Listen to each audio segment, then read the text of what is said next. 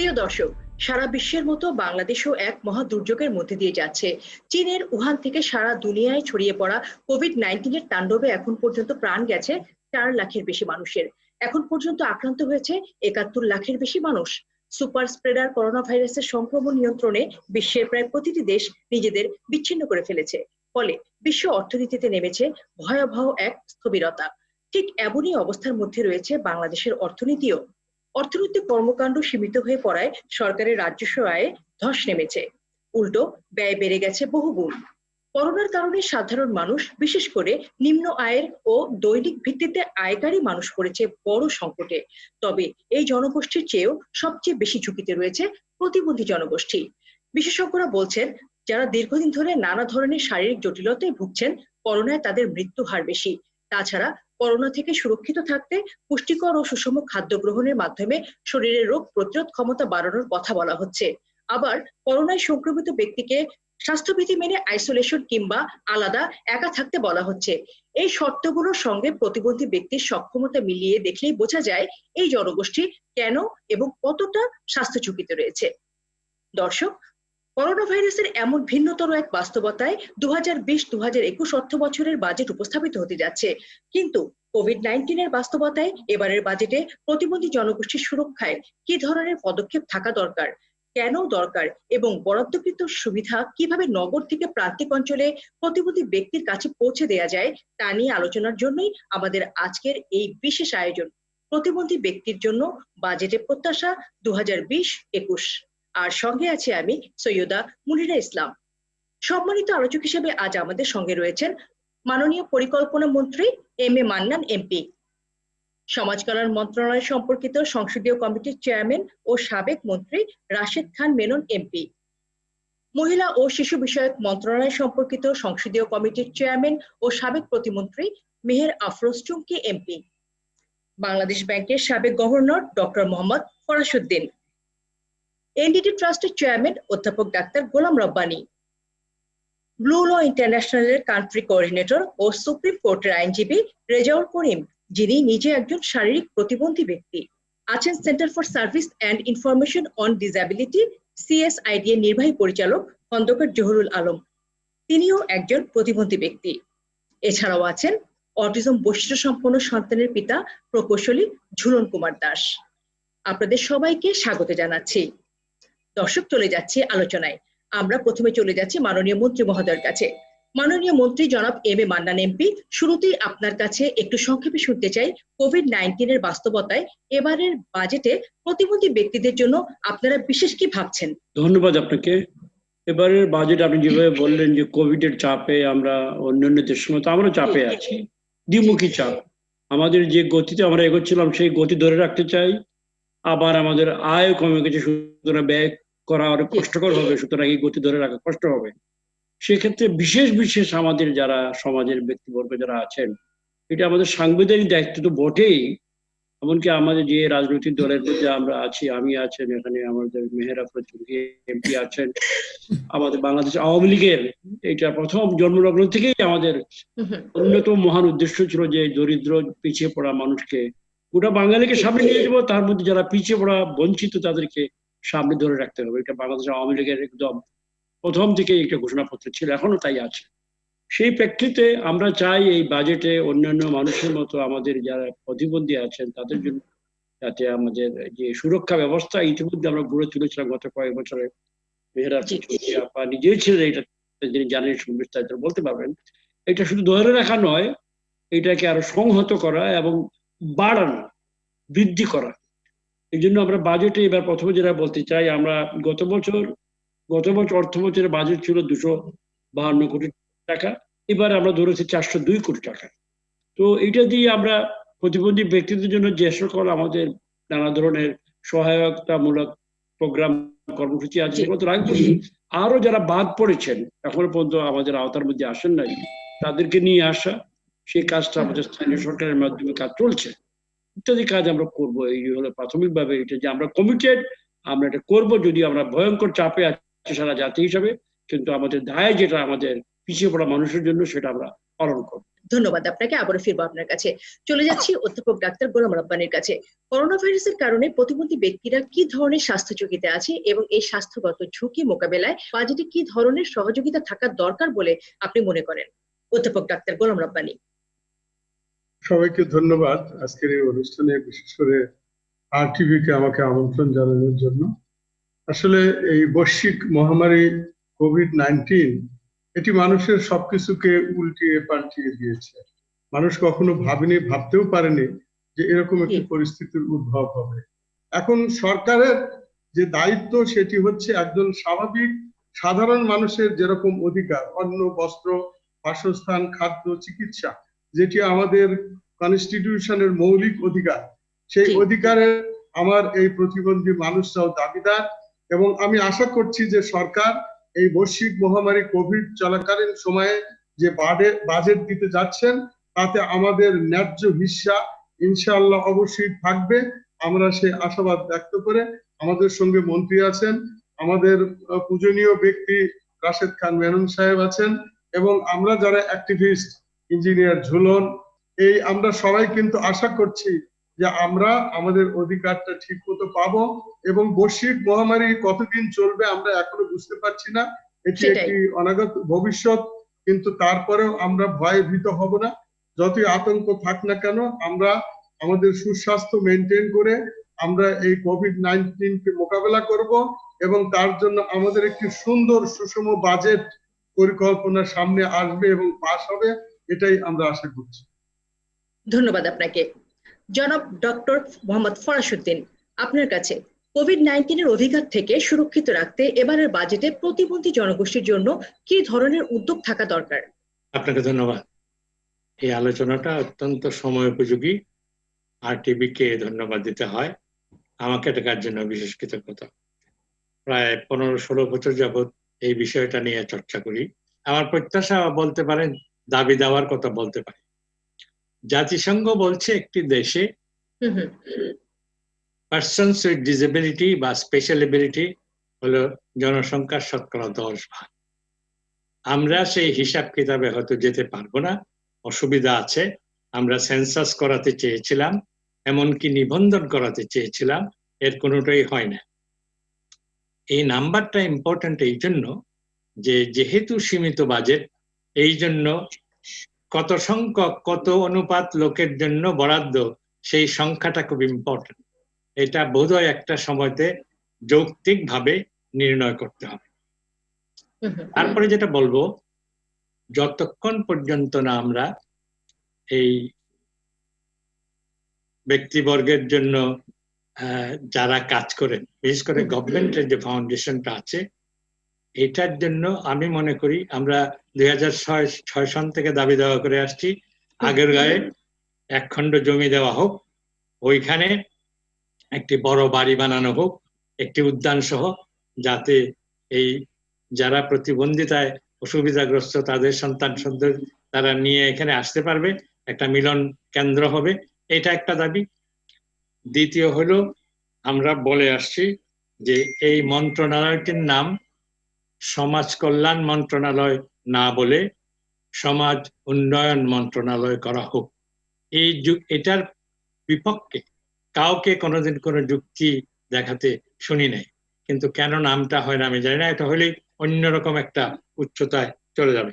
এই যে গভর্নমেন্টের যে ফাউন্ডেশনটি আছে, এটাকে আরো উচ্চ ক্ষমতা সম্পন্ন করে একজন এক্সিকিউটিভ চেয়ারম্যান এর অধীনে এটাকে ক্ষমতায়ন করা হোক এবং এটা প্রধানমন্ত্রীর কার্যালয়ে নেওয়া হোক। পরিশেষে যেটা বলবো, কোভিড এসেছে, কিন্তু কোভিডকে সরকার অত্যন্ত সাহসিকতার সঙ্গেই মোকাবেলা করছে। ভুল ত্রুটি যে নেই তা নয়, কিন্তু এর থেকে আমরা নিশ্চয়ই পরিত্রাণ পাবো, এবং পরিত্রাণ পাওয়ার পরে তাবৎ বিশেষজ্ঞগণ বলছেন যখন এটা চলে যাবে এই দুষ্মন, তখন কিন্তু সারা পৃথিবীতে এমন কর্মচাঞ্চল্য হবে যেটা সবাইকে তাক লাগিয়ে দেবে। কাজে আমরা যেন এই ক্ষেত্রেও প্রস্তুতি নেই। সরকার যে কল্যাণ রাষ্ট্রে খাদ্য এবং অন্যান্য সামগ্রী দিচ্ছেন, সেই তালিকার মধ্যে যেন আমাদের পার্সনস উইথ ডিসেবিলিটিকে সজ্ঞানে এবং বস্তুনিষ্ঠভাবে অগ্রাধিকারমূলক ভাবে অন্তর্ভুক্ত করা হয়। এই পর্যায়ে এইটুকুন বললাম। আপনাকে ধন্যবাদ। জি, অনেক ধন্যবাদ আপনাকে। আমরাও বিশ্বাস করি এই অবস্থা সবসময় থাকবে না, এই অবস্থা থেকে আমরা পরিত্রাণ পাবো এবং তখন একটি বিশাল কর্মচাঞ্চল্যের সৃষ্টি হবে, সেই প্রত্যাশায় আমরা অপেক্ষা করছি। আসলে চলে যাচ্ছি অ্যাডভোকেট রেজাউল করিমের কাছে। রেজাউল করিম, আপনি নিজেও একজন শারীরিক প্রতিবন্ধী ব্যক্তি এবং প্রতিবন্ধী জনগোষ্ঠীর অধিকার নিয়ে কাজ করছেন। করোনার এই সময়ে আপনি ব্যক্তিগতভাবে কি ধরনের চ্যালেঞ্জের মুখোমুখি হচ্ছেন এবং তা মোকাবেলায় বাজেটে কি ধরনের উদ্যোগ প্রত্যাশা করছেন? আমি ব্যক্তিগতভাবে যে এটার মুখোমুখি হচ্ছি সেটা যেমন আমি একজন আইনজীবী, তাহলে আমার যে লাইভলিহুড সেটা কোর্ট কেন্দ্রিক হওয়ার কথা। তা আপনারা জানেন যেমন শাটডাউন সহ যেটা সারা বিশ্বে হচ্ছে, আমাদের দেশে হচ্ছে জনকল্যাণে, সেখানে কিন্তু এক ধরনের কি একটা লাইভলিহুড ক্রাইসিস কিন্তু আমার হয়েছে। আবার অল্টারনেটিভলি আমি হয়তো বিভিন্ন বেসরকারি সংস্থার সাথে আছি, সেখানেও দেখা যাচ্ছে যে মানে হয়তো কোনো প্রজেক্ট এখন থাকবে কিনা, ক্লোজ হয়ে যাবে কিনা, ওই বাজেটটা আবার অন্য উন্নত দেশের ফান্ডিং এ আসে সেগুলো থাকবে কিনা, একটা কনসার্ন কিন্তু আছে। এটা ধরেন যে আমার লেভেল থেকে আমি হয়তো বা এরকম একটা জায়গায় আছি। আর বাজেটে যদি আমি বলি যে সেক্ষেত্রে যেমন আমার মতো যারা আছেন প্রতিবন্ধী ব্যক্তি হিসেবে, যারা মোটামুটি কিছুটা স্টেবল কিন্তু একটা কনসার্ন আছে আনস্টেবল হওয়ার, তাদের জন্য যেমন বাজেটে আসতে পারে একটা বিষয় যে এইরকম প্রতিবন্ধী ব্যক্তি যারা আছেন তারা কে কোথায় আছেন, তাদের লাইভলিহুড কন্টিনিউশনের জন্য সম্ভাব্য কি কি মানে পদক্ষেপগুলো নেওয়া যেতে পারে, সেটা বাজেটের যে আপনার স্টেটমেন্ট বা ডেসক্রিপশন, সেখানে কিন্তু একটা দিক নির্দেশনা থাকলে আমাদের জন্য ভালো হয়। একটা অ্যালাউন্স দেওয়া হয় দুস্থ প্রতিবন্ধী ব্যক্তি যারা, তাদের হয়তো গত বাজেটে সংখ্যাটা বাড়িয়েছে, একটা ভালো সংখ্যা দিয়েছে, কিন্তু অ্যামাউন্টেড সেটা হচ্ছে আপনার মানে 700 টাকা মাত্র। এবং আপনি দেখেন এটা যে কোনো একটা প্রতিবন্ধী ব্যক্তির এক সপ্তাহের খরচ, যে কোনো মানুষেরই একটা মৌলিক চাহিদা মেটানোর জন্য এক সপ্তাহের খরচ। তো এই করোনাকে কেন্দ্র করে অন্তত যদি আমরা এই জায়গাটাই একটা মানে গুরুত্বপূর্ণ এই যদি পাই যে এই বাজেট এই মানে অ্যালাউন্সের নাম্বারটা অ্যামাউন্টটা কিভাবে বাড়ানো যায়, এবং যাতে করে প্রত্যেক প্রতিবন্ধী ব্যক্তি এর আওতায় আসে, তার জন্য যে আইনেই বলা আছে যে আইডেন্টিফিকেশন করা হবে, ডেটাবেস করা হবে, সেটার জন্য যদি অ্যালোকেশনটা রাখা হয়, তাহলে আমার মনে হয় যে একটা মোটামুটি ভাবে আমরা একটু এটাকে কি বলা যায় মানে এটাকে ওভারকাম করে উঠতে পারবো আর কি। জি, আপনাকে অনেক ধন্যবাদ। চলে যাচ্ছি জনাব খন্দকার জহুরুল আলমের কাছে। আমরা জানি আপনিও একজন শারীরিক প্রতিবন্ধী ব্যক্তি। আপনি যদি বলেন শহরে বসবাসকারী প্রতিবন্ধী ব্যক্তি এবং অত্যন্ত প্রত্যন্ত অঞ্চলে বসবাসকারী প্রতিবন্ধী ব্যক্তির উপর কোভিড-19 কি ধরনের অভিঘাত সৃষ্টি করেছে এবং সেই অভিঘাত মোকাবেলায় বাজেটে কি ধরনের পদক্ষেপ প্রত্যাশা করছেন? প্রতিবন্ধী মানুষের সাথে যেহেতু অর্থ মন্ত্রণালয় কিংবা সমাজ কল্যাণ মন্ত্রণালয়, যাদের আসলে আমাদের সাথে কথা বলা দরকার, তারা কোনো আলোচনা করেনি কি হবে আসলে প্রতিবন্ধী মানুষের। প্রথম যে সমস্যাটা আমি এখানে তুলে ধরতে চাই, খুব সংক্ষেপ করব আমি, আমাদের আইনটি যুগোপযোগী এবং আমি বলবো যে মাননীয় প্রধানমন্ত্রীর নির্দেশে এই আইনটি খুব আধুনিক আইন করা হয়েছে এবং এরকম আইন আপনি এশিয়াতে আর খুব একটা খুঁজে পাবেন না। কিন্তু আনফর্চুনেটলি এই আইনের রাশেদ খান মোহাম্মদ স্যার আছেন, একটু বিষয়টি যদি গুরুত্ব সহকারে শুনেন, যে আইনের 31(6) দ্বারায় একটি কথা বলা হয়েছে, যদি কোনো প্রতিবন্ধী মানুষের প্রতিবন্ধী কার্ড না থাকে, সে এই আইনের অধীনে বা অন্য কোনো আইনে যদি কোনো সুযোগ সুবিধার দরকার পাওয়ার সুযোগ থাকে, সেটা প্রতিবন্ধী মানুষ পাবে না। এখন দেখেন আমাদের অবস্থাটা কোথায়। সমাজ কল্যাণ মন্ত্রণালয়ের সমাজসেবা অধিদপ্তর তারা একটা প্রকল্প গ্রহণ করে প্রতিবন্ধীদের আইডেন্টিফাই করছে। এই প্রকল্পটা আমাদেরই তৈরি করা। আমি তখন জাতীয় প্রতিবন্ধী ফোরামের সভাপতি, একটু দয়া করে একটু সময় দিতে হবে আমাকে। সেখানে আমরা বলেছি আইডেন্টিফাই করবে এবং তাদেরকে আইডি কার্ড দিবে, কিন্তু এখন তারা বলছে এটা জরিপ তারা করছেন। এবং তারা কালকে একটা আমি সমাজ কল্যাণের একজন ঊর্ধ্বতন কর্মকর্তার সাক্ষাৎকারে দেখলাম, তারা বলেছেন যে 18 লক্ষ পেয়েছেন। কিন্তু আমরা সবাই জানি এখানে যেখানে আছেন যে জরিপ করার এখতিয়ার তাদের নাই, কারণ এইটা করবে ব্যুরো অফ স্ট্যাটিস্টিক্স এবং তারা করছে। তারা কিন্তু হাউস হোল্ড সার্ভে করে 2015 সালেই বলে দিয়েছে যে 9.6% প্রতিবন্ধী মানুষ আছে। এখন সমাজ কল্যাণ মন্ত্রণালয়ের সমাজসেবা অধিদপ্তর বলছে যে বিলো 2% আছে। অর্থাৎ বাজেট বা অন্য কোনো কর্মসূচি যদি কোনো গ্রহণ করা হয়, তাহলে কিন্তু ওই 18 লক্ষ লোকের জন্য, তাহলে বাকি যে মানুষগুলো বিশাল সংখ্যক। আসলে তারা কোথায়? তারা কোনো এই আইন তাদেরকে অন্য কোনো সুযোগ থেকে রহিত করে দিচ্ছে। এইটা কিভাবে এখানে আসলো, কিভাবে এই আইনে ঢুকলো আমি নিজেও বলতে পারি না, কারণ এই আইনটি হওয়ার আগে সংসদীয় কমিটিতে পর্যন্ত আমাদের যাওয়ার সুযোগ করে দিয়েছিল তৎকালীন সরকার, এবং আমরা সেখানে গিয়ে কথা বলেছি। এবং এটা নিয়ে এই শব্দটা কখনোই ছিল না। এটা কখন এখানে ঢুকলো, কিভাবে ঢুকলো আমার জানা নাই। এখন দেখেন 18 লক্ষ লোক প্রতিবন্ধী মানুষ শুধুমাত্র সুযোগ পাবে, বাকি 1,50,00,000 বলি 40 লক্ষ বলি তারা কিন্তু পাবে না। ছোট্ট একটি উদাহরণ যদি দেই, হ্যান্ডিক্যাপ ইন্টারন্যাশনাল এবং ব্যুরো অফ স্ট্যাটিস্টিক্স নরসিংদীর একটা ইউনিয়নে তারা সার্ভে করার চেষ্টা করেছে, সেখানে তারা অ্যাবাভ 5% পেয়েছে। তাহলে সমস্ত হোল ন্যাশনের যদি সার্ভে হয় তাহলে অবস্থাটা কি হতো? এই 18% যদি হচ্ছে এবং এই 18 লক্ষ লোকই সকল প্রকার সুযোগ সুবিধা পাবে, এটা কিন্তু ইতিমধ্যে প্রশাসন থেকে ব্যাপকভাবে প্রচারিত হয়েছে। এবং আমরা যারা বিভিন্ন জেলায় কাজ করি আমরা কিন্তু প্রশাসন থেকে এই প্রশ্নের সম্মুখীন হচ্ছি যে আমরা তো যার কার্ড নেই তাকে দিতে পারবো না। আমাদেরকে বলা হচ্ছে যে আপনাকে 50 বস্তা দেওয়া হবে, কিন্তু প্রত্যেকের কার্ড থাকতে হবে। কোত্থেকে কার্ড পাবে?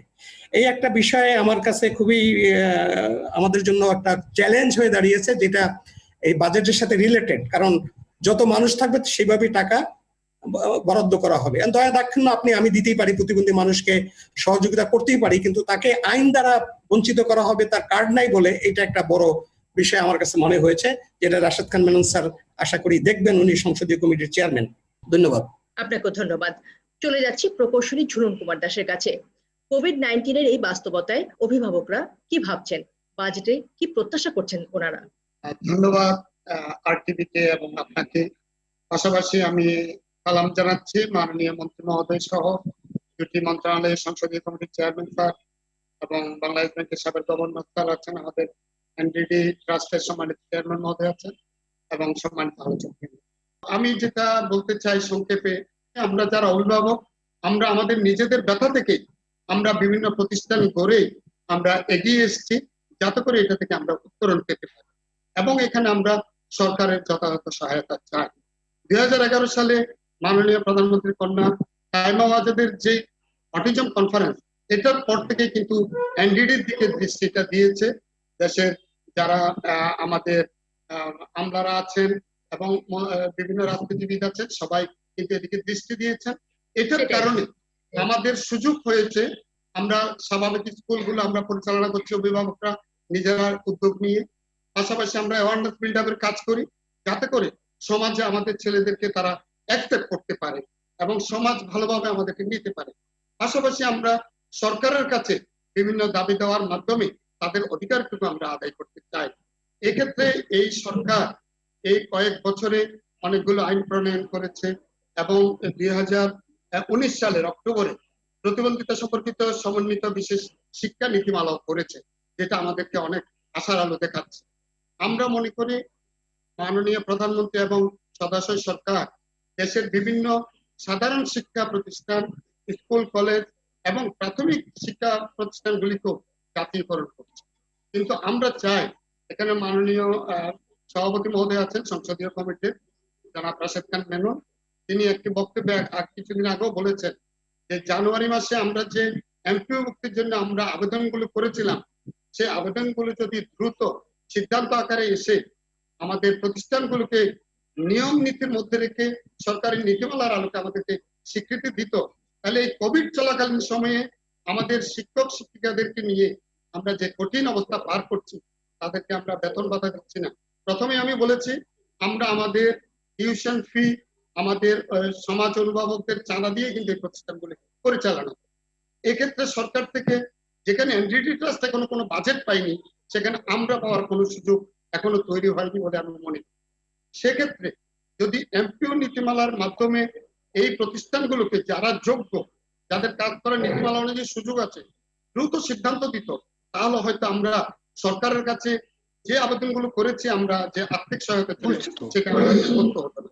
জি, অনেক ধন্যবাদ আপনাকে। চলে যাব মেহের আফরোজ চুম কেএমপি ওনার কাছে। মেহের আফরোজ চুম কেএমপি, প্রতিবন্ধী ব্যক্তিরা করোনা ভাইরাসে সবচেয়ে বেশি ঝুঁকিপূর্ণ জনগোষ্ঠী।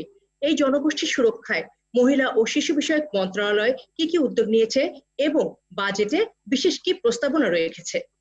যে আগামী 11ই জুন আমাদের মহান সংসদে 2020-21-এর বাজেট উত্থাপিত হতে যাচ্ছে। ঠিক যখন এই বাজেটটি উত্থাপিত হতে যাচ্ছে তখন সারা বিশ্ব করোনা বা কোভিড-19-এর আক্রমণে বলবো আমি সবাই পর্যুদস্ত এবং হতভম্ব। একইভাবে বাংলাদেশের অবস্থাও ঠিক তাই। বাংলাদেশ যখন সামনের দিকে এগিয়ে যাচ্ছিল আমাদের বর্তমান সরকার, আমাদের মাননীয় প্রধানমন্ত্রী শেখ হাসিনার নেতৃত্বে, ঠিক তখনই এই আকস্মিক এই অবস্থান। এমন একটা সময় ছিল যেই সময় একটা পরিবারে একটা স্পেশাল চাইল্ডের জন্ম হলে সেই পরিবারটাই যেন অপরাধী হয়ে যেত সমাজে, কিন্তু এখন সেই অবস্থান নেই।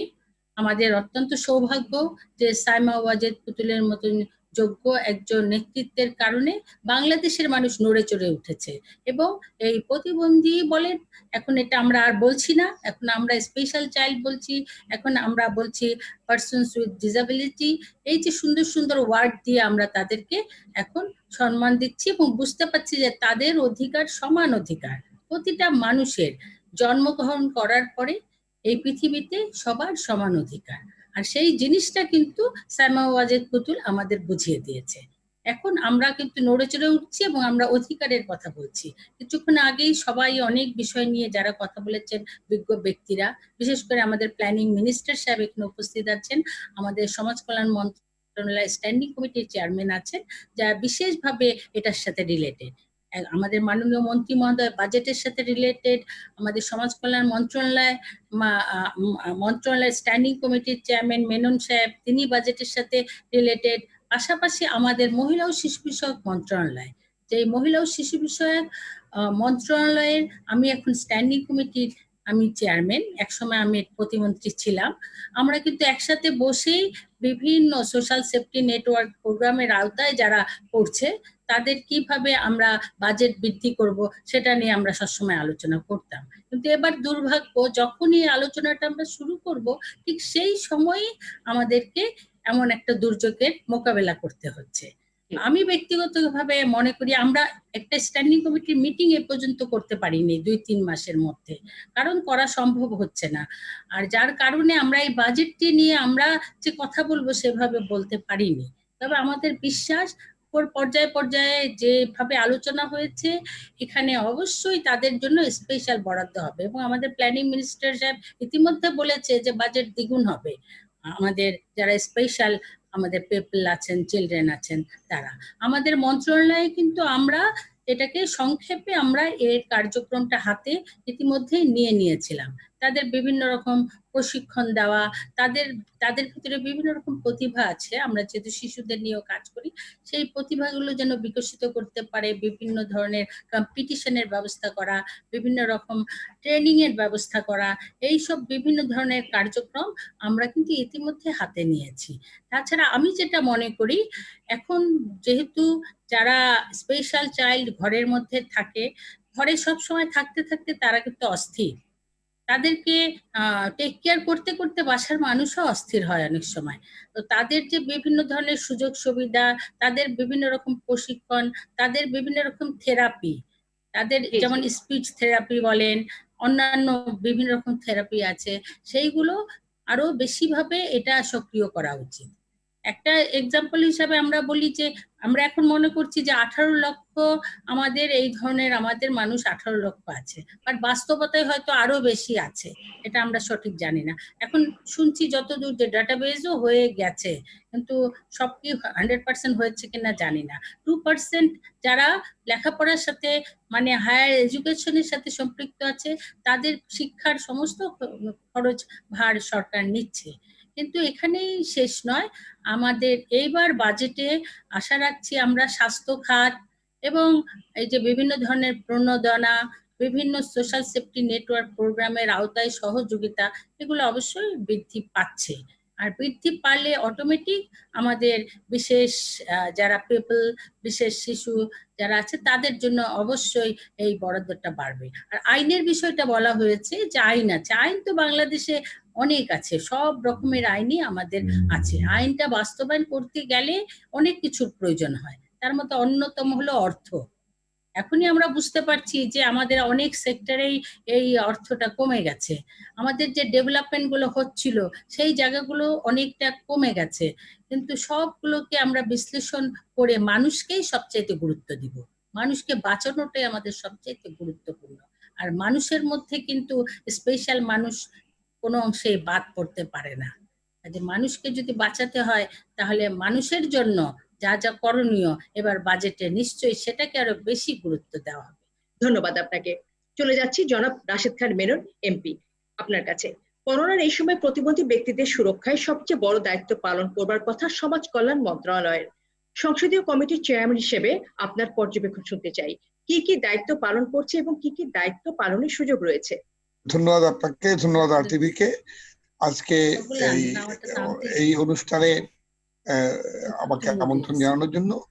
বিশেষ করে আজকের এই সুযোগে অনেকগুলো প্রিয় মুখ দেখছি। আমাদের মাননীয় পরিকল্পনা মন্ত্রী, মাননীয় বাংলাদেশ ব্যাংকের সাবেক গভর্নর, আমাদের NDD ট্রাস্টের চেয়ারম্যান ডক্টর রাব্বানী এবং NDDর সাথে যুক্ত অন্য যারা, এবং আপনাকেও, আপনি যিনি বহুদিন ধরেই এই লক্ষ্যে কাজ করছেন। আমার জীবনে 1 বছর আমি সমাজ কল্যাণ মন্ত্রী ছিলাম এবং আমি মনে করি যে আমার জীবনে এটা একটা শ্রেষ্ঠ সময় এইভাবে যে আমি সমাজের নিচের তলার মানুষের প্রয়োজনটাকে ভালোভাবে অনুভব করতে সক্ষম হয়েছিল এই মন্ত্রণালয়। এবং এই ক্ষেত্রে বিশেষ করে প্রতিবন্ধীদের ব্যাপারটি আমি অনেক গভীরভাবে অনুভব করার চেষ্টা করেছি। কিন্তু এটা আজকে আমি স্বীকার করতে বাধ্য যে 1 বছর সময় আমার জন্য সেই ধরনের সময় ছিল না, যে সময়ে আপনার এটা নিয়ে একটা বড় কিছু করতে পারতাম। NDD চেয়ারম্যান সাহেব আছেন, তিনি জানেন যে আমরা বেশ কিছু উদ্যোগ আয়োজন নিয়েছিলাম যেগুলো যদি বাস্তবায়ন করা যেত তাহলে লাভ হতো। প্রথম যে কথাটা ডক্টর ফরাসউদ্দিন এখানে তুলে নিয়ে এসছেন, আমি মনে করি যে আজকে বাজেট পরিকল্পনা করতে গেলে কত অংশ মানুষের জন্য বাজেট হবে এটাও তো একটা গুরুত্বপূর্ণ বিষয়। পরিকল্পনা মন্ত্রী মহোদয় নিশ্চয়ই স্বীকার করবেন।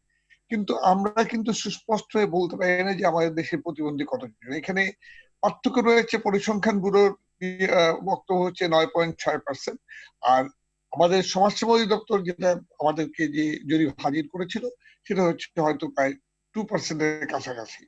আমার মনে হয় যে প্রথমে আমাদের যদি আমাদের এই বরাদ্দ ঠিক করতে হয় তাহলে পরে এই জরিপটা খুব জরুরি হয়ে গেছে।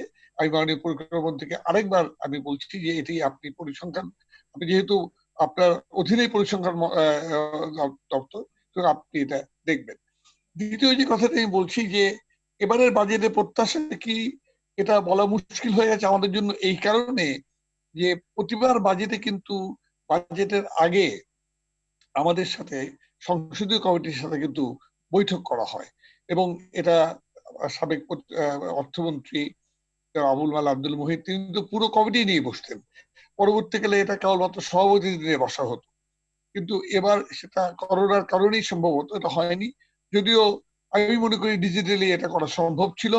এবং একই সঙ্গে আমি নিজেই চেষ্টা করেছি যে সমাজ কল্যাণ মন্ত্রণালয়ের সংসদীয় কমিটি একটা মিটিং করতে পারে কিনা, ভার্চুয়াল মিটিং, সেটাও করা সেভাবে সম্ভব হয়নি, কারণ রেসপন্স সেভাবে পাওয়া যায়।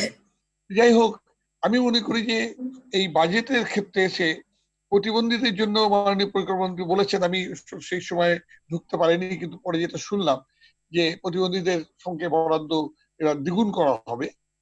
আমরা 2018 সালে আমি নীতিমালা শেষ পর্যন্ত ডক্টর রাব্বানী জানেন আমরা একটু তৈরি করে এসেছিলাম, কিন্তু আজকে তারপরে 2019 পেরিয়ে 20 পেরিয়ে আমরা 21-এ ঢুকতে যাচ্ছি, অর্থাৎ অর্থ বছরে ঢুকতে যাচ্ছি, 20-21 অর্থ বছরে। এখনো পর্যন্ত সেই প্রতিবন্ধী স্কুলগুলোর ব্যাপারে, সেখানে যারা শিক্ষা দিচ্ছেন তাদের ব্যাপারে কিন্তু কোনো সিদ্ধান্ত হয়নি। আমি আজকেও খোঁজ নিয়েছি, এখন কেবলমাত্র বাছাই পর্ব শেষ হয়েছে, এটা কবে বাছাই শেষ হবে এবং এটা নিয়ে যে কি সমস্যাগুলো রয়েছে সেটাও আমরা জানি, এই নিয়ে যে দুর্নীতিগুলো আছে সেটা কিভাবে রোখা যাবে, এইসব বিষয়গুলো আমরা এখনো পর্যন্ত খুব স্পষ্ট করে বলতে পারিনি। সুতরাং আমার কাছে মনে হয়েছে যে এই বাজেটে প্রতিবন্ধীরা, মাননীয় পরিকল্পনা মন্ত্রী আমাকে ক্ষমা করবেন, আমি বলবো খুব বেশি আশা করতে পারবেন এটা আমি মনে করছি না। এই কারণে পরিকল্পনা মন্ত্রী মহোদয়ের কাছে চলে যাই আপনার এই কথার সূত্র নিয়ে, যে আপনাকে অনেক ধন্যবাদ। আবারও ফিরবো আপনার কাছে জনাব রাশেদ খান মেনন এমপি। জনাব এম এ মান্নান এমপি, আপনি সবার কথা শুনলেন, বেশ কিছু প্রত্যাশার কথা আমরা শুনলাম। এবারের বাজেটেই এই প্রত্যাশাগুলো পূরণের সুযোগ কতখানি আছে? ধন্যবাদ আপনাকে। সকল বিদ্বজ্জন যারা আছেন আমি আমার শ্রদ্ধা পুনরায় ধন্যবাদ। বিশেষ করে আমাদের দুজন মাননীয় সাংসদ আছেন এবং সিনিয়র সাংসদ দুজনই দুটা কমিটির চেয়ার সংসদের ভিতরে অত্যন্ত ক্ষমতাশালী, আশা করি আমি আইনগতভাবে তারা দেখবে বিষয়টা। আজকে যে বিষয়টা অত্যন্ত জরুরি, এই সম্বন্ধে আর বারবার বলার প্রয়োজন নেই। প্রথমেই বলছিলাম সাংবিধানিক, সামাজিক, আমাদের পলিটিক্যাল দায়িত্ব এটা দেখার জন্য। আমাদের যে দলে আমরা আছি, আমি, চুমকি আছেন, অন্যরা আছেন, আমরা যারা স্বাধীনতার পক্ষে, আমাদের উদ্দেশ্যই ছিল এটাকে একটি কল্যাণমুখী সমাজ, যেখানে অন্যায্যতা এবং অন্যায় এবং মানুষের প্রতি যে অবিচার ছিল থাকবে না। সেদিকে আমরা কতদূর গেছি সেটা আপনি বিচার করুন সবাই, বাট আমাদের উদ্দেশ্য সঠিক এখনো আছে বলে আমি মনে করি। যে বিষয়গুলো এখানে খুব কুইকলি বলতে চাই, সুরক্ষা আইন 2013 সম্বন্ধে দল করুন সাহেব বলেছেন যে এটা বাস্তবায়নের এবং বিভিন্ন কার্যক্রম সম্বন্ধে ঘাটতি আছে। আমি স্বীকার করি ঘাটতি আছে, এটা অনেক আমলাতান্ত্রিকতা বলে পার পেতে চাই না, বা বাস্তব হলো আছে। ঘুরানো পেছানো পথ, এটা আমাদের চুমকি আপা জানেন, মেনন স্যারও জানেন, উভয় কাজ করেছেন মন্ত্রী হিসাবে, তারা জানে এই সম্বন্ধে। এটা মোকাবেলা করতে হচ্ছে, এটা বিরুদ্ধে বলার কোনো অবকাশ নেই, আমি এখানে আছি এর মধ্যে। প্রতিবন্ধী বাজেটের টাকার পরিমাণ সম্বন্ধে প্রশ্ন এখানে উঠছে, 700 টাকা। হ্যাঁ, এইটা একটা, এটা যথেষ্ট নয়, সকল মহলে স্বীকৃত। আবার এটা সম্বন্ধে অন্য মত আছে, যিনি আমাদের সরকার পরিচালনা করেন, সরকার প্রধান, তার নিজস্ব, এবং তার সঙ্গে আমরা অনেকে একমত। সাপোর্ট হিসেবে দেওয়া হচ্ছে, এটা কোনো অবলম্বন নয়, এটা কোনো বেতন ভাতা নয়, এটা সিম্পলি একটা এডিশনাল সাপোর্ট। তবে হ্যাঁ, বিশেষ করে যারা ফিজিক্যালি হ্যান্ডিক্যাপ বা প্রতিবন্ধী, তাদের জন্য তো বিশেষ একটা বিবেচনা করা উচিত বলে মনে করি। তাছাড়া আরো আছে যে এবার ডায়ালগ হয়নি, যেটা হওয়ার কথা ছিল নানা কারণে, কোভিড অন্যতম কারণ, আশা করি আগামীতে হবে পি বাজেট। এই যে সার্ভের একটা কথা উঠেছে, একটা জিনিস কিন্তু আইনগতভাবে বাংলাদেশে এই ধরনের সার্ভে করার অধিকার শুধুমাত্র পরিসংখ্যান বিভাগে, এটা পরিষ্কার আর কেউ করতে পারে না। আমরা একই সরকারের কাজ করি, সমাজ কল্যাণও আমার, আমি কোনো এতে যাচ্ছি না টার্ফ ফাইটে, বাট ফ্যাক্ট ইজ ফ্যাক্ট। তারা যে 18 লাখ পেলো, এইটা একটা প্রশ্ন। আবার এটা আরো বেশি হওয়ার কথা, অনেকে জাতিসংঘের হিসাবে প্রায় 10 ভাগ হলে তো আমাদের 16 কোটির মধ্যে 16 মিলিয়ন এমনি চলে আসে, প্রায় বোধহয় 160 মিলিয়ন থেকে। যাই হোক, এখন যেটা হলো প্রয়োজন, আমি এই বিষয়ে খোঁজ নিয়েছিলাম সার্ভে নিয়ে। আমার যারা বললো যে এটার ডেফিনিশনটা কারা কারা প্রতিবন্ধী, এইটাই আমরা ঠিক করতে পারছি না, যিনি বাধ্য হয়ে তারা এটা কাজটা করছে না। এইটা আবার পার্শ্ব করা দরকার। আমি আমার দুই সহকর্মী এখানে আছেন সিনিয়র, তাদের সঙ্গে পরে কথা বলবো। ভাতার পরিমাণই বললাম। মেনন সাহেব যেটা বললেন যে সমাজ কল্যাণ, যে সোশ্যাল সেফটি নেট, যেটা নিয়ে আমরা খুব গর্ব করি, অনেক জায়গায় বলি যে আমাদের সরকারের অন্যতম কি বলেন যে ফেদার ইন দ্য ক্যাপ এইটা। কিন্তু যে তিনি বললেন যে হ্যাঁ, এর বিশাল অংশ চলে যায় পেনশন, ভাতা ইত্যাদি ইত্যাদি কাজে। এটা তো এটা ঠিকই, আমরা এটা আমাদের নজরে আছে। সুতরাং এইটাকে ভিন্ন করা, তাদেরও হক আছে, যারা পেনশন পাওয়ার কথা চাকরি করেছে তারা পেনশন পাবে, এটা বঞ্চিত করার প্রশ্ন ওঠে না। তবে এটাকে বোধহয় এইটাকে একসঙ্গে না রেখে বোধহয় এটাকে আলাদা করা উচিত, এবং যাতে প্রতিবন্ধীদের জন্য যা দেওয়া হচ্ছে সোশ্যাল সেফটি নেটের আওতায় প্রকৃতভাবে পুরোটাই তাদের কাছে যায়, এই বিষয়টা দেখা হচ্ছে। তবে এখানে আমি উভয়ে বুঝবেন, চুমকি আপা বুঝবেন, মেনন স্যারও বুঝবেন যে আমাদের সরকারের অন্যান্য অনেক জায়গায় এই রকমের ওভারল্যাপিং বা অন্যরকম মিক্স আপ আছে। টোটো ফরাসুর জন্য এটা জানেন, এগুলাকে ভাঙতে গেলে অনেক ধরনের স্টেক হোল্ডার বা উপকারভোগী বা সুবিধাভোগী আছেন যারা রেজিস্ট করেন। তো আমি এই ডায়ালগে যাব না, এটা আমাদেরকে মোকাবেলা করতে হবে এবং ধীরে ধীরে এটাকে ভাঙতে হবে। প্রতিবন্ধী স্কুলের বেতন সত্যি এটা দুঃখের ব্যাপার। আমার কাছে কেউ আসছিল, এটা এখনো ওই ঘুরছে কাগজে করে, এবং এইগুলা বোধহয় আরেক ধরনের একটা পরীক্ষা নিরীক্ষা চলছে। তো এইটা আমি যেটুকু করতে পারি আজকে বলতে পারি যে আমি এই বিষয়টা নিয়ে যারা আছেন তাদের সঙ্গে আমি কথা বলার আমি চেষ্টা করব। এই হলো মোটামুটি। আমি এই স্টেজে এর চেয়ে বেশি কথা বলবো না। আমি যেটা বলতে চাই আবার, যে আমি এই আজকে আলোচনার থেকে আপনাদের কাছ থেকে আমি এক্সট্রা কিছু পেলাম পয়েন্ট, সেগুলো আমি নিয়ে যাব আমার সমাজ কল্যাণের, যিনি আমাদের সমাজ সেবা মন্ত্রণালয় আমার সহকর্মী, তার সঙ্গে এবং অন্যান্য যারা আছেন তাদের সঙ্গে আমি বিভিন্ন পয়েন্টে কথা বলে এটাকে ওই ক্যারি দা ডায়ালগ ফরওয়ার্ড, সেই কাজটা করবো। ফলে আমি আশা করবো যে হয়তো আমরা এই সম্বন্ধে আর একটু আগায় যাবো। জি, আবারও ফিরবো আপনার কাছে। আপনাকে ধন্যবাদ। চলে যাচ্ছে অধ্যাপক ডাক্তার গোলাম রাব্বানীর কাছে।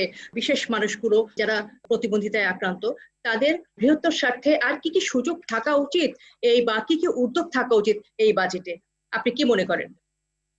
আমরা যেহেতু একটি আইনের মাধ্যমেই আমরা সবকিছু করছি এবং এই ট্রাস্ট আইনটা আমাদের জন্য একটি আশীর্বাদ, যেটা জহুরুল ইসলাম সাহেব বলেছেন, কারণ উনি এ বিষয়ে দীর্ঘদিন যাবত কাজ করছেন। তবে বিষয়টা হলো এই যে ভাগ বাটোয়ারা, এই ভাগ বাটোয়ারা করতে গেলে দেখা যায় যে যারা অধিদপ্তর কিংবা আরো অন্য যারা আছেন তারা বাদ পড়ে যায় অথবা তাদের কথা মনে থাকে। আমি যদি পারতাম আমি প্রতিদিন প্রধানমন্ত্রীর সঙ্গে দেখা করতাম এবং বলতাম যে পার্সনস উইথ ডিসএবিলিটি এরা আপনার মুখের দিকে তাকিয়ে আছে। আমাদেরকে কিন্তু সবাই ভুলে যায়। আমি খুব বোল্ড মানুষ, আমি কিন্তু ছেড়ে কথা বলার মানুষ না। আমি একজন অবসরপ্রাপ্ত কর্মকর্তা এবং আমি একজন চিকিৎসক।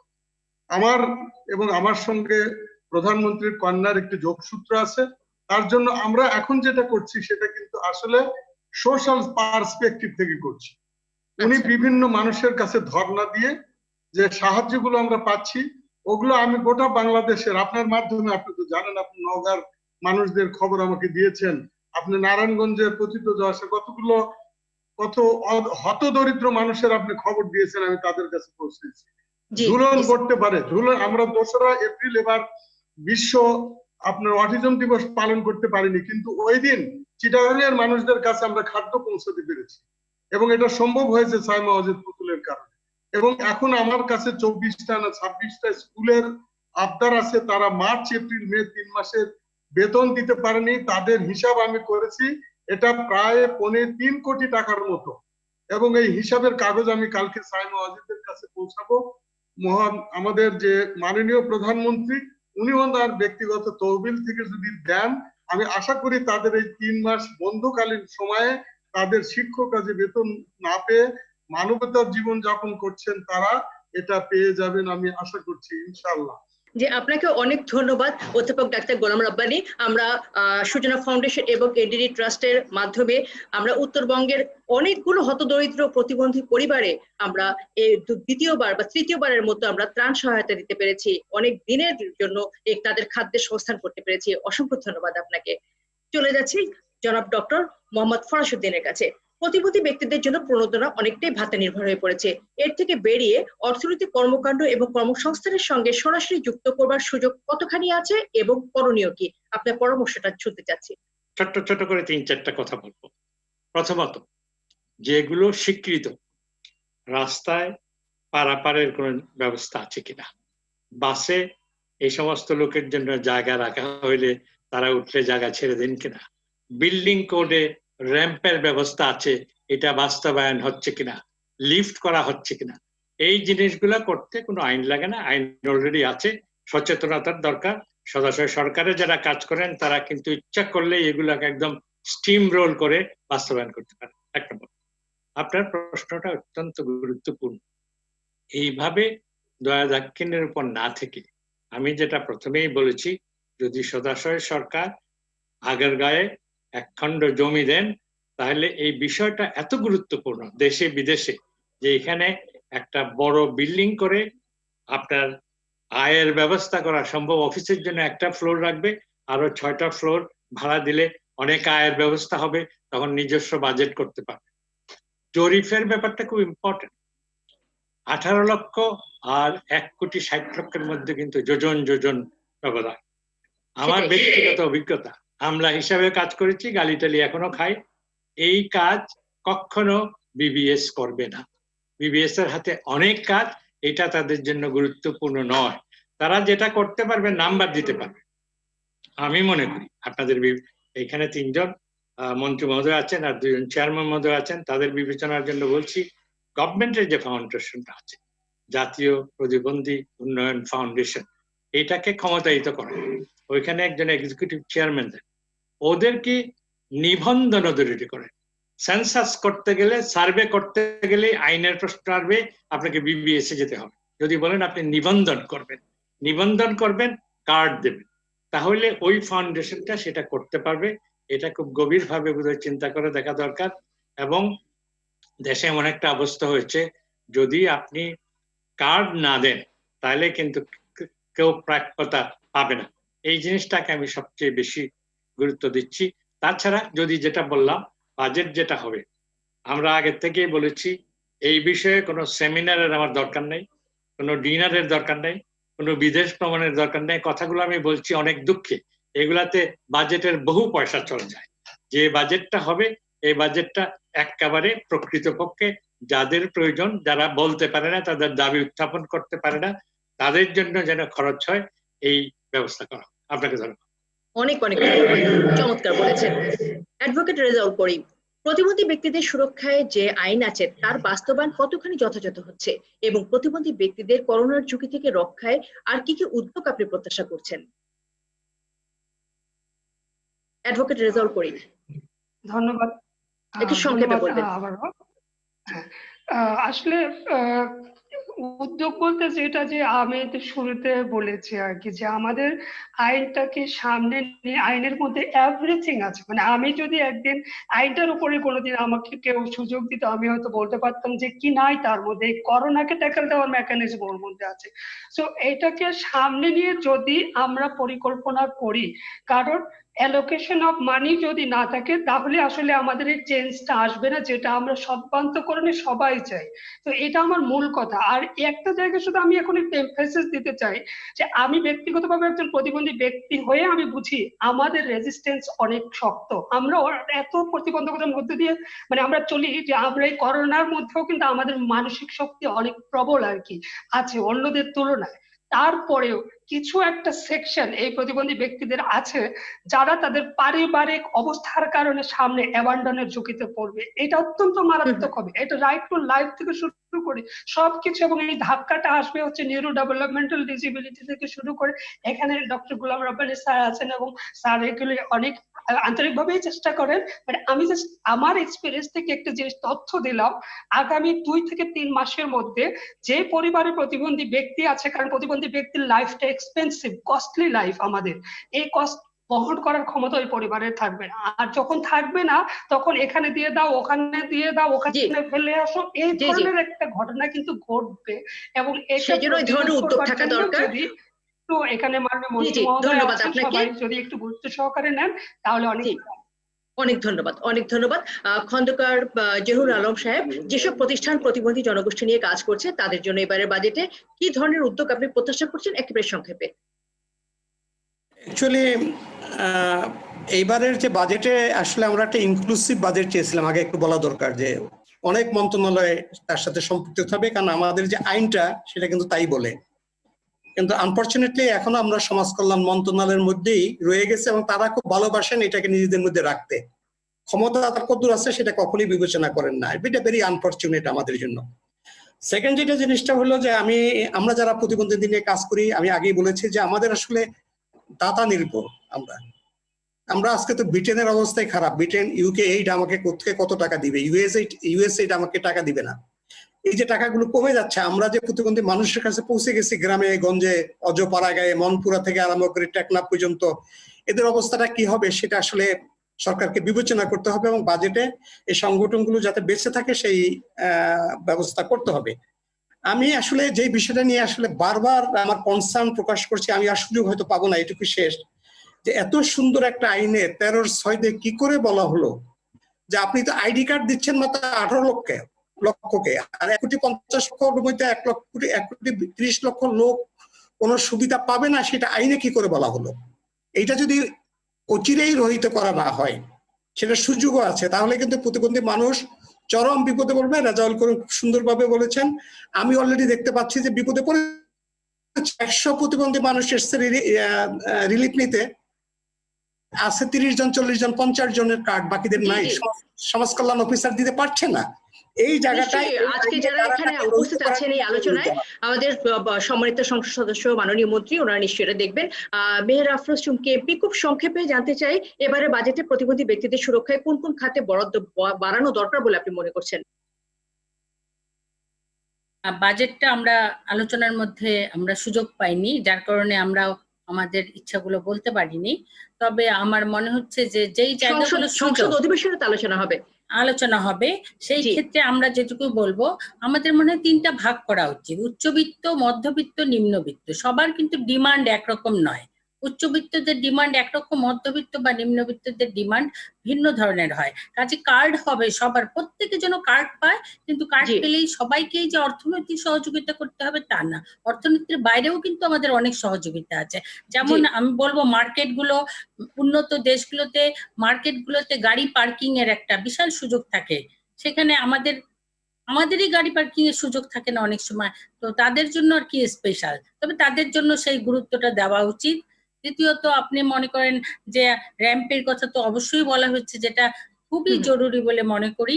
আর পাশাপাশি শিশু এবং মেয়ে শিশু যারা এই ধরনের সমস্যার মধ্যে আছে তাদের জন্য একদম প্রত্যেকের আলাদা ডাটাবেস করে সেই মেয়েদের জন্য স্পেশাল আমার বাজেটের মধ্যে স্পেশাল সুযোগ থাকার দরকার আছে বলে আমি মনে করি। অনেক ধন্যবাদ আপনাকে। জনাব রাশেদ খান মেনন এমপি, বাজেট অধিবেশনে প্রতিবন্ধী ব্যক্তিদের সুরক্ষায় কোন কোন বিষয়ে আলোচনায় আনা দরকার বলে মনে করেন আপনি? আমি তো প্রথমে বলেছি যে এবারের সংসদ অধিবেশনে কিন্তু আলোচনা খুব বড় ধরনের সুযোগ থাকবে না, তার কারণ সংসদ একটা বিশেষ পরিস্থিতিতে অনুষ্ঠিত হচ্ছে। তারপর আমি বলবো যে এখানে প্রতিবন্ধিতার ব্যাপারটিকে আরো স্পষ্টীকরণ করে আনা প্রয়োজন আছে। ভাতাভোগীদের সংখ্যা বাড়ানো হয়েছে, কিন্তু ভাতার যে পরিমাণ ঠিকই বলেছেন পরিকল্পনা মন্ত্রী যে এটা কোনো বেতন না, এই ভাতাটা কোনো তাকে করছে না, এটা হচ্ছে তাকে জাস্ট তার রিকগনিশন, এর বেশি কিছু না।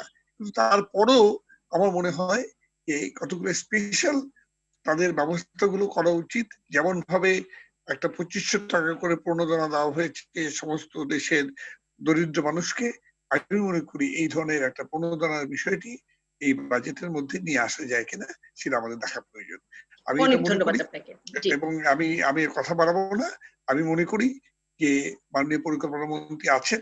আমি তো আবার বলছি, এবারে কিন্তু বাজেট আলোচনার পরিসর খুব সীমিত হবে, সুতরাং খুব বেশি পরিবর্তন করতে পারবো আমরা তা না, কিন্তু এই বাজেটের মধ্যেও যে ব্যবস্থাগুলো রয়েছে তার বাইরে গিয়ে মাননীয় প্রধানমন্ত্রী যদি এই প্রণোদনাগুলো দিয়ে দেন প্রতিবন্ধীদের জন্য, এটা অনেক বড় কাজ হয়ে গেল আমার ধারণা, এবং দোয়া পাবেন সবার কাছ থেকে।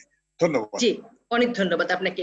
জনাব এম এ মান্নান এমপি, একটি মহা দুর্যোগের মধ্যে সরকার বাজেট ঘোষণা করতে যাচ্ছে, এটা খুবই কঠিন এবং চ্যালেঞ্জিং, কিন্তু প্রতিবন্ধী ব্যক্তিরা যাতে এই মহা দুর্যোগ মোকাবিলা করে টিকে থাকতে পারে, রাষ্ট্রীয় অভিভাবক হিসেবে সরকার তা নিশ্চিত করবে, সেই প্রত্যাশা আমাদের সবার। আমাদের প্রত্যাশা কতখানি পূরণ হবে আমরা একটু আশার কথা শুনতে চাই। ধন্যবাদ। 1, 2, 3, 4 করে আমি জাস্ট খুব তাড়াতাড়ি পরিমাণ বাড়ানোর সম্বন্ধে আমাদের মাননীয় সংসদ জনাব রাশেদ খান মেনন যেটা বললেন, তিনি এটা বুঝেছেন সরকারের দৃষ্টিভঙ্গি, তবে এই প্রেশার শুড কন্টিনিউ। আমাদের যদিও অর্থের চাপ আছে, আমি ব্যক্তিগতভাবে মনে করি এখানে বিবেচনার প্রয়োজন আছে। I will carry this message. পরে যেটা বলতে চাই, ডক্টর ফরাসউদ্দিন যে বিষয়টা বলছেন যে এই চ্যারিটি, নো, এটা চ্যারিটি নয় মোটো, এখান থেকে আমরা সরে এসছে। আপনার মাননীয় প্রধানমন্ত্রী যে সম্প্রতি 50 লাখ পরিবারকে টাকা দিলেন, 2500 টাকা করে, তিনি পরিষ্কার বলছেন এটা উপহার, উপহার। এটা দৃষ্টিভঙ্গির পরিবর্তন দিয়ে সে সরকারে অলরেডি চলে এসছে। আশা করি এই দৃষ্টিভঙ্গির পরিবর্তনটা আরো জোরায়িত হবে, আরো বাড়বে আপনাদের মাধ্যমে। পরে যেটা বলতে চাই, তিনি আগারগাঁও জমি সম্বন্ধে বলছেন এখানে একটা ঘর বানানো, এটা একটা সরকার প্রকল্প নিলে আমার অসুবিধা হওয়ার কথা নয়। এই ধরনের প্রকল্প মাননীয় প্রধানমন্ত্রী লুফে নেন যেগুলোতে মানবিক দিকটা খুব স্ট্রং। সুতরাং আমি ফাউন্ডেশন যদি এই ধরনের কোনো প্রকল্প প্রস্তাব নিয়ে আসে, আমার ক্ষুদ্র যেটুকু আছে আমি এখানে সহায়তা অবশ্যই দেখবো। বিবিএস করবে কিনা ফাউন্ডেশন করবে এই তর্কে আমি যাবো না। বিবিএস নিজের থেকে করবে না, বিবিএস কে অর্ডার দিতে হবে। BBS on order from the government, সরকার যদি বলে এটা করো তখন বিবিএস করতে বাধ্য, তারা একটা অক্সিলারি টেকনিক্যাল অর্গানাইজেশন। আর ফাউন্ডেশন যদি নিবন্ধন করে এটাকে বাইপাস করতে চায় করুক, তো আমার মনে হয় আলটিমেটলি আমরা বোধহয় এটাকে বিবিএস দ্বারা রেগুলারলি অর্ডার দিয়ে সরকার করানো ভালো হবে। এটা আইনগত ভিত্তি শক্ত হবে এবং কাজটা বেটার হবে। এরপরে যেটা বিষয়টা আমি বলতে চাই, মেয়েরা প্রচুর আপনার যেটা বলে যে 3 ভাগ করতে চান উপকার ভোগীদের, it's a very practical suggestion আমি মনে করি, কারণ সকল প্রতিবন্ধী যারা ডিজেবলড আছে সবাই এক ধরনের নন, তাদের মধ্যে আছে। সুতরাং